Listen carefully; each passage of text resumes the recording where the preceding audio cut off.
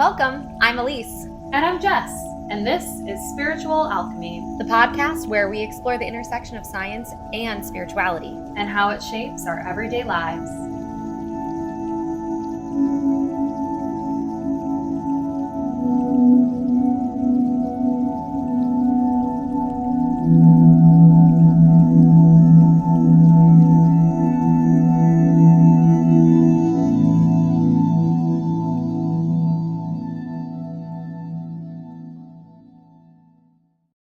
Hey Jess, Hey, Elise. we're back. And we're talking about one of my favorite topics today, the basics of fate. Yes. Do you believe in fate? I do, in like the fluid sense of the term. Like I don't believe that there's like one specific path that you can get to at the end. I think that like fate to me and destiny are two different things. So fate to me is like the steps along the way that lead you to your destiny. And like what is meant for you is meant for you, and if it's not meant for you, it will not find it won't find you. So yeah, I do believe in fate, and I do believe in like specific events happening for certain reasons to bring you personal growth, to help your soul develop in very specific ways that help you get closer to your destiny. But I also think within that there's some wiggle room. Yeah. I've always loved this debate. I mean, this is the class in college that just sparked my mind. It's your nature versus your nurture. What is the point of free will? And if we have a predestined destiny, what's the point of fate? Do we even have free will? I mean, it's probably what our Greek philosophers, any philosopher in any culture across time has probably sat down and thought about this. And it's absolutely. I took philosophy in high school, and this was a big conversation that we would have is like, is fate real? Or do we have free will? Or do we have both? Yeah, I like to think about it like divine improv choreography. You're just making it up as we go, doing it in a way that we can trust. Yeah. My favorite saying that Jess always says, it's not happening to you, it's happening for you. Yeah. That simple reframe. Yeah. So the dictionary defines fate as the development of events beyond a person's control, regarded as determined by a supernatural power. The dictionary says that? The Oxford Dictionary defines it. Which kind of, I mean, I think that aligns with what I was saying, I believe, of like, it's a development of events. So it's like events that lead to something. What's interesting is the supernatural power of it all. And the fact that the dictionary is like, it's beyond your control. Something ethereal is controlling that. Yeah, the probability of everything and nothing. Yeah. If fate exists, do our choices even matter? I just had a little like thought bubble on this, a little light bulb. I think the reason a lot of people reject the idea of fate is because humans love to be in control. But it's like a lot of people who haven't accepted the idea of surrendering to the universe and just letting what's supposed to happen.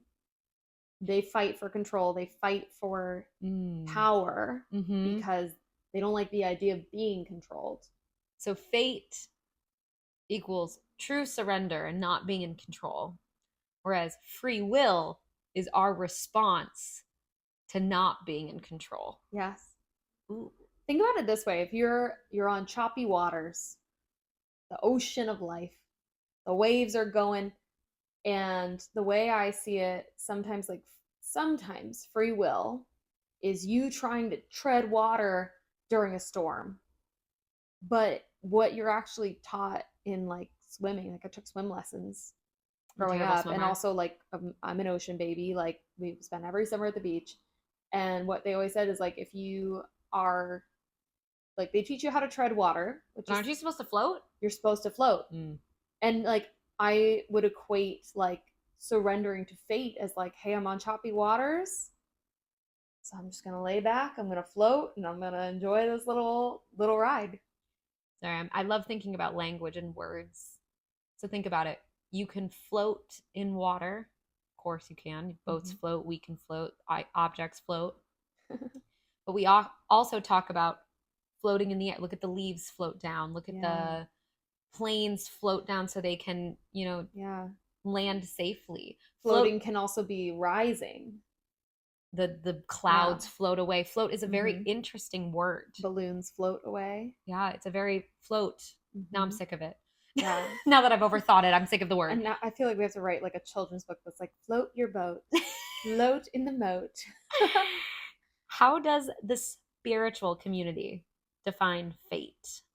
So kind of that same idea of it's supernatural in the sense that it's a predetermined force. And it's outside of our control. It influences events and outcomes, regardless of an individual's choices or actions. Think of like Groundhog's Day. I mean, this is like one of the only tales we can tell, right? Like we've seen Groundhog's Day in many different genres. It's a very big thing in the Northeast. Very big thing in the Northeast, but also like the storytelling of it is like we've seen the reliving of the same day over and over again and the choices that you make. And I think that this is a really poetic and philosophical concept, which is why people keep going back to it. If you were reliving the same situation over and over and over again, what would you do differently? And if you had that opportunity to do something over, would you do it over? And how would that change the outcome? Fate is the destination. Free will is the route. You are always going to end up exactly where you were meant to be. Yeah. You just gotta trust. It brings a sense of meaning and purpose to us, the idea of fate, the idea of there's a goal that we're working towards, there's an outcome, there's a silver lining, there's a horizon. Everything that we're going through, all the pain, all the work, all the soul work that we're doing has... I like to think about characters in books. Harry Potter.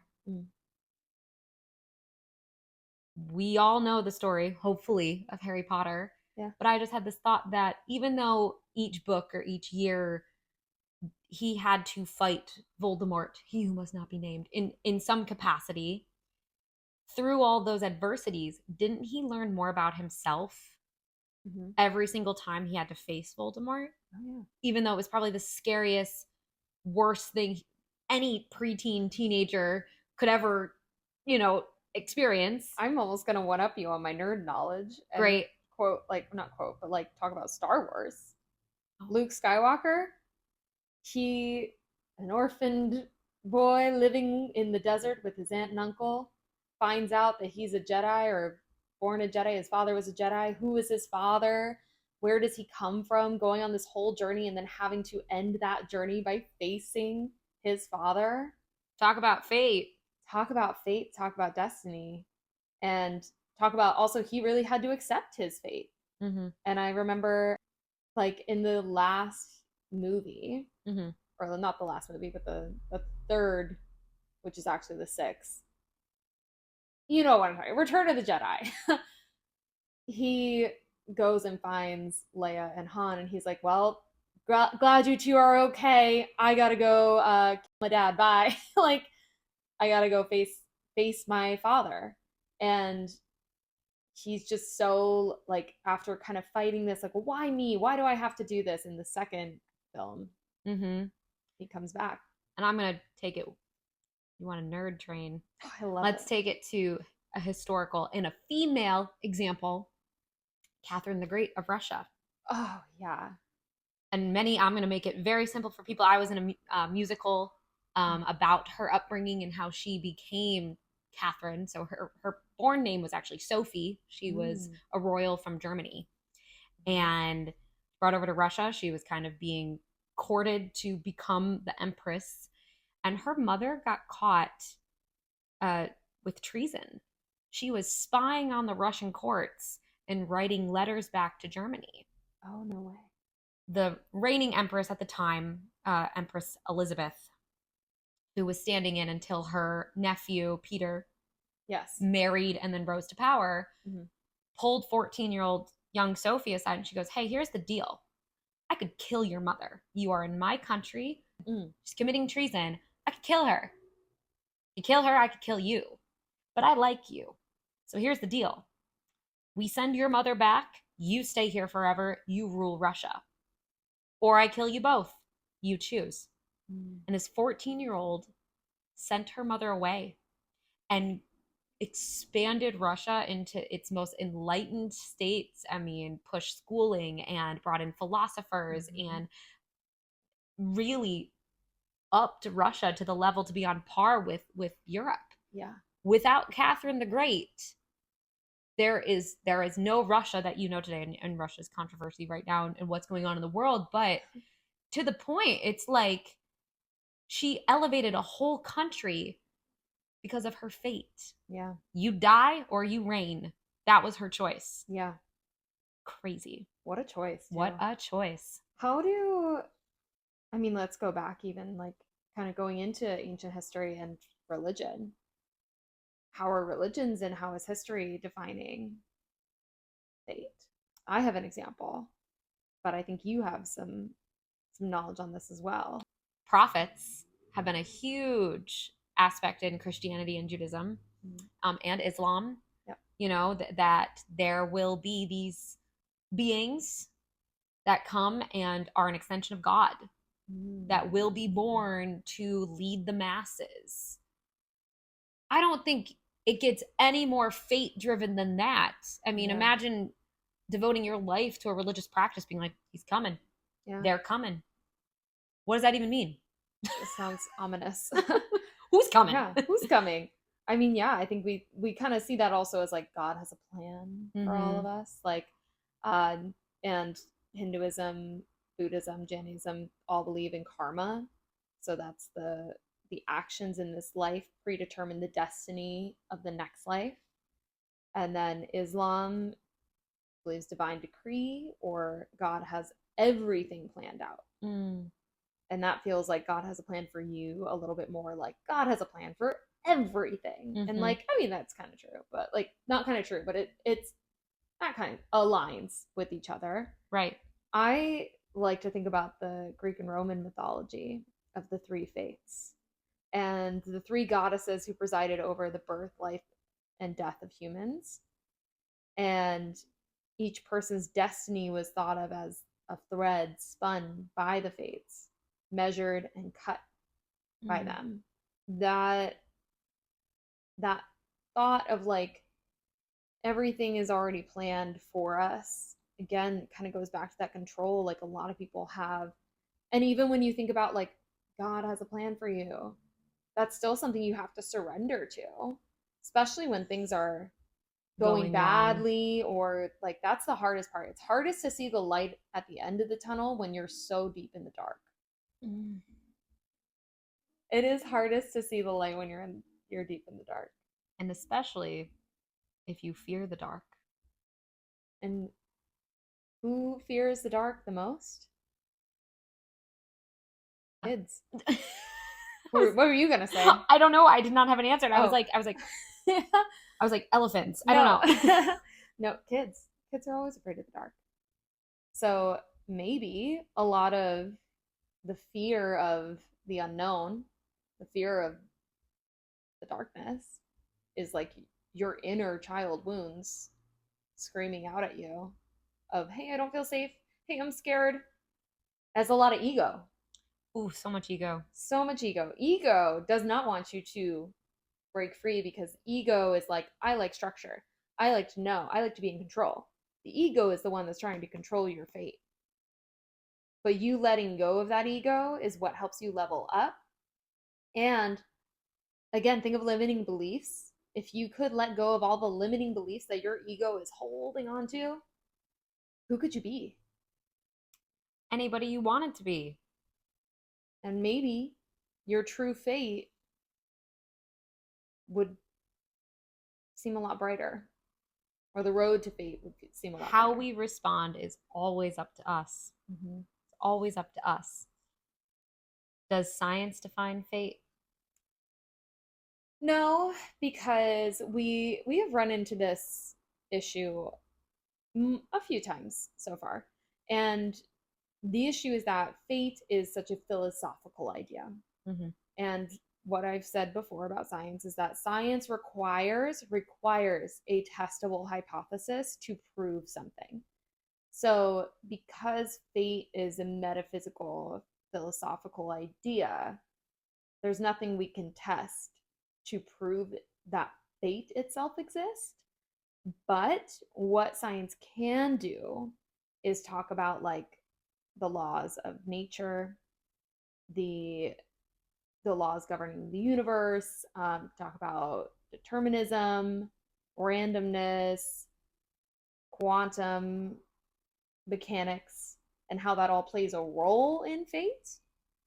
But there's no quantifiable testing can prove, like, for example, you hurt somebody, slap them in the face, punch them.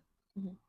Then something bad is going to happen to you. That's not a guarantee. Not a guarantee, and that also goes into the idea of karma, which karma is not eye for an eye. It's not if I punch you in the face, somebody's going to punch me in the face. It's the impact of that event that was done onto you will mirror back onto the person who did it.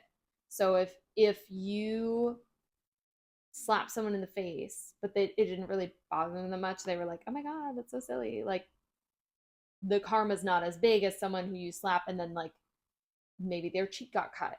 Mm-hmm. Like the pain that they felt will ripple back onto the person who slapped them. Yeah, because say if you were the perpetrator, then you feel hopefully guilt, shame, judgment on yourself. I mean, things happen. Yeah. I mean, think about when you were a kid. I remember my brother and I, we would get in scuffles and we would smack each other. And then as soon as we like put hands on each other, I completely would forget why we were fighting. I just felt so guilty. Yeah. That I physically hurt somebody, you know?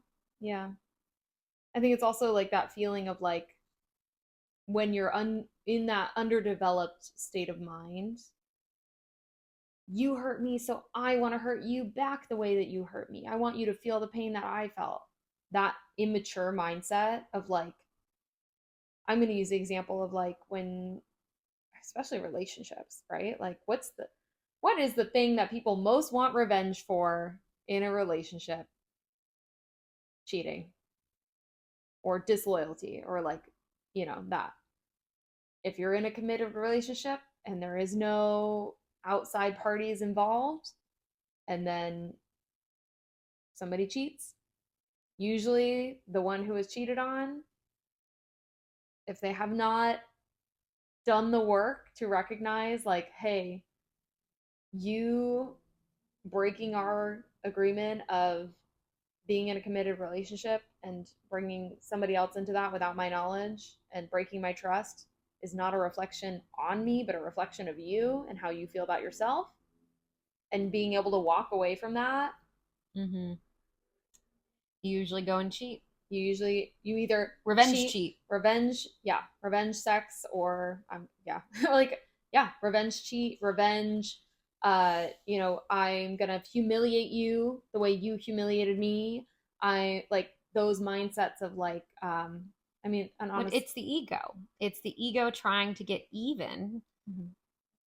But once you pull egos away, there is no such thing as getting even. No. So it's really reframing your mindset and rewiring your brain to see outcomes before they happen. I'm not saying that everyone needs to become like a mind reader or needs to predict the future, but like once you are a emotionally intelligent young adult, I hope you get to a point where you'd be able to stop and say, hey, if I go and do revenge sex or revenge cheating, that's not going to make them feel good. That's not going to make me feel good. No. Why would I do it? Yeah. Interesting. Yeah. I was just thinking of the phrase like, don't get mad, get even. And I'm like, that shouldn't be the lesson. Don't get mad, get unbothered. Because at the end of like, it is such a step in the journey and the soul journey. And I really do hope that everybody can get to this point in life where when somebody does something wrong to you, you can take a second and take a step back and be like, what's really the issue here?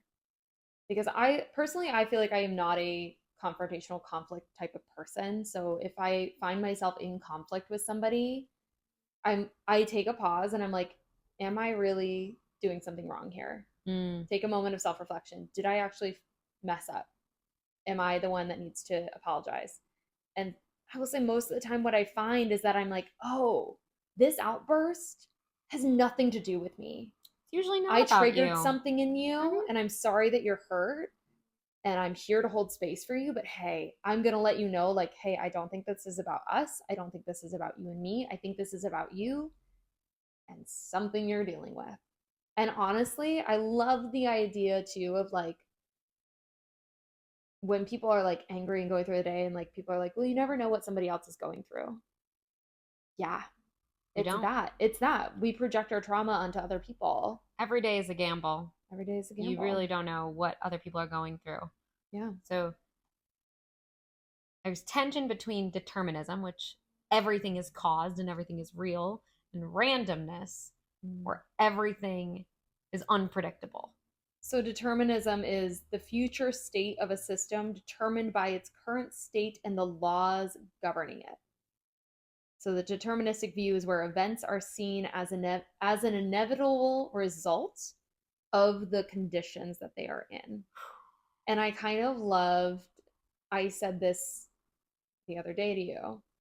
I love the analogy of like when you read a book like Harry Potter, you're in a fantasy world and there are rules in that world of what can happen and what cannot happen. And it's the author's job to write the story and set up the rules for the reader to understand, okay, so we can do X, Y, and Z, but we can't do X, Y, and Z. And having those constraints helps you build the world in your head. Your limiting beliefs create the framework in which you create your world. You said the other day, you're not just the main character of your life, you're the director, you're the casting director, you're the lighting designer, the costume designer, you write the script, you narrate the script, you edit. Like you think of your life like a show. Yeah. Whether on screen or on a stage, you're doing every aspect of it. So let me ask you, with the idea of the limiting beliefs creating your framework, and you're the writer, you decide, you build the world. You pick the rules. You pick the rules. Does that mean that the possibilities of what you could create are infinite? My belief system is moving in that direction. Because I'm living a life right now that I 2 years ago could have never envisioned for myself. And every time I get to this next level, I go, how much farther can I go? Yeah. You know? Yeah.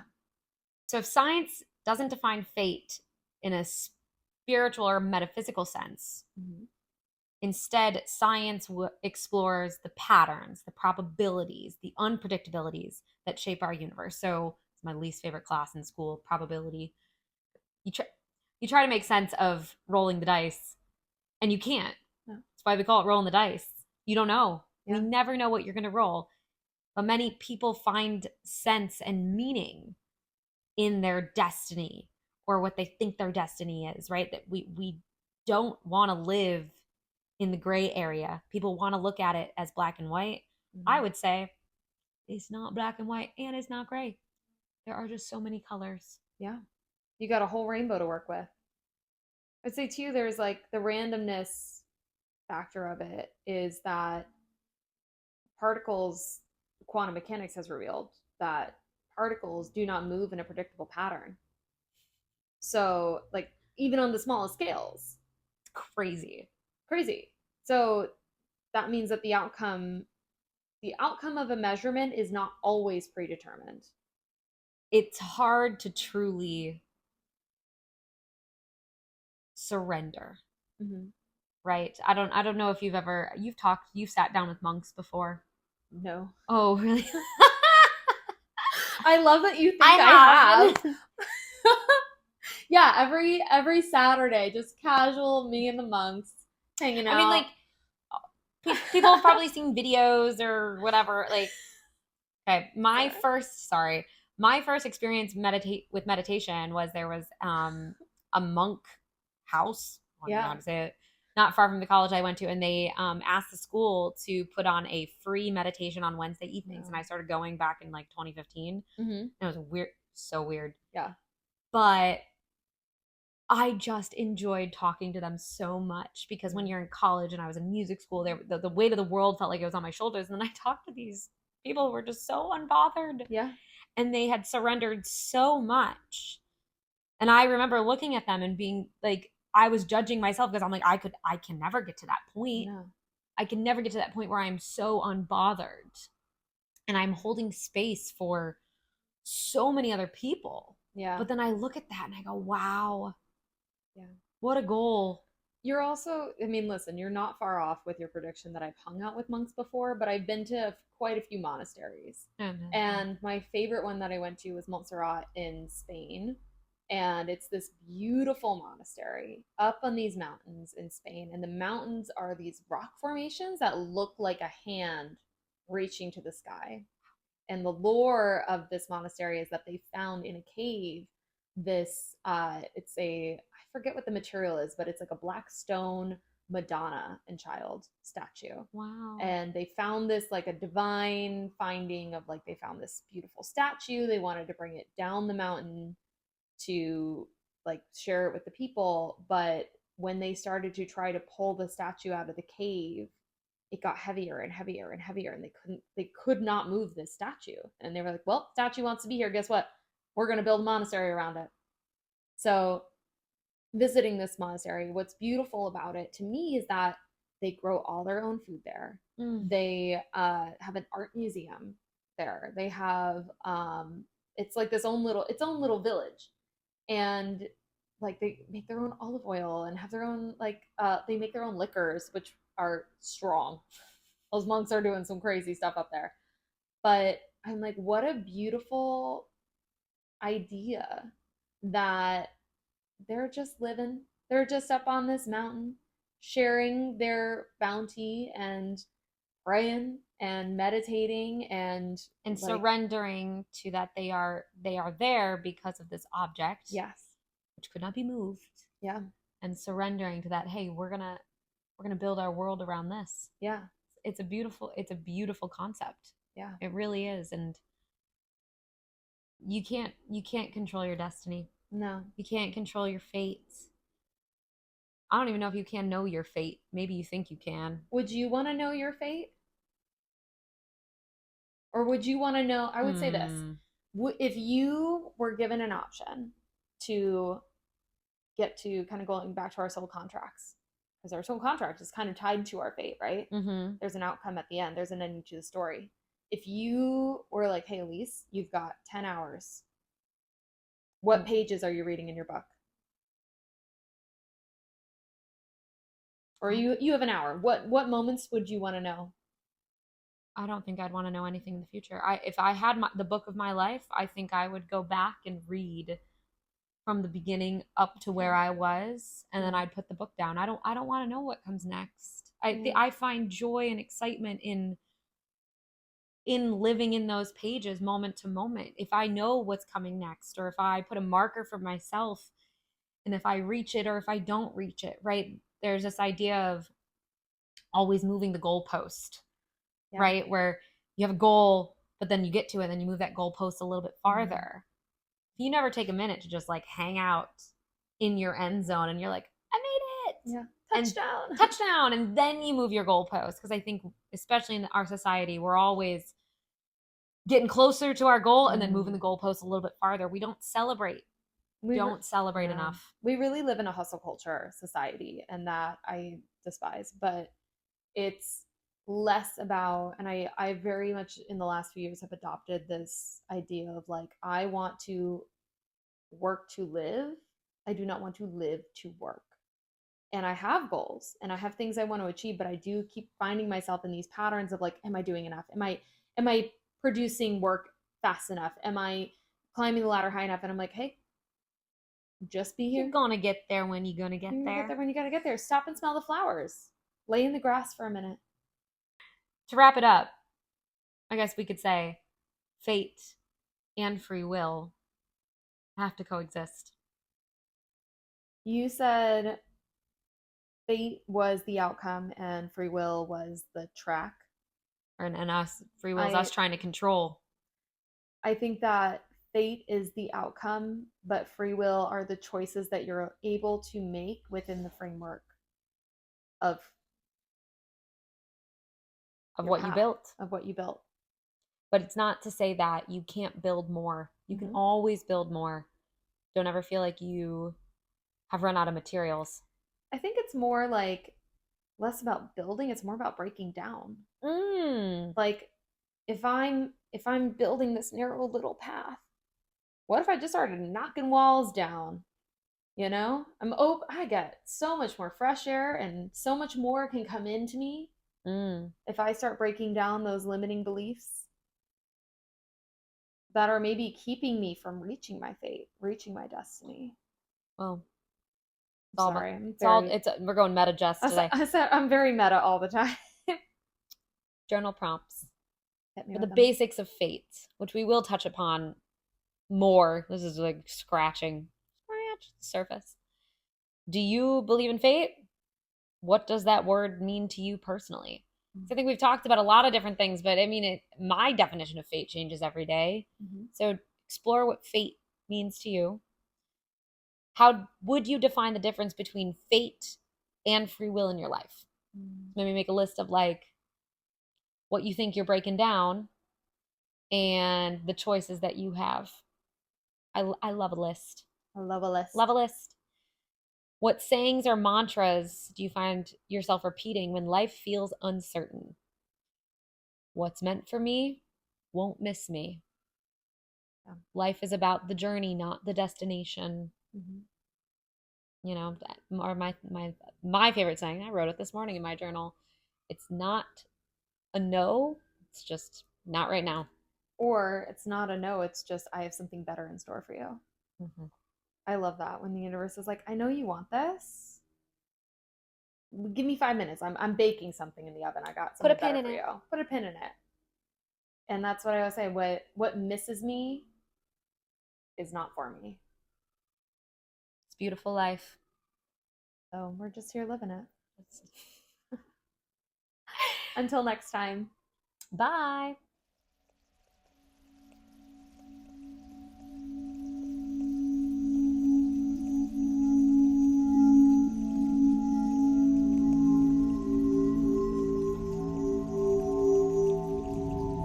Thanks for joining us today. We're so glad you were here. For more information on our episodes and to connect with us on social media, follow us at Spiritual Alchemy Podcast on Instagram, Facebook, and TikTok. Stay golden!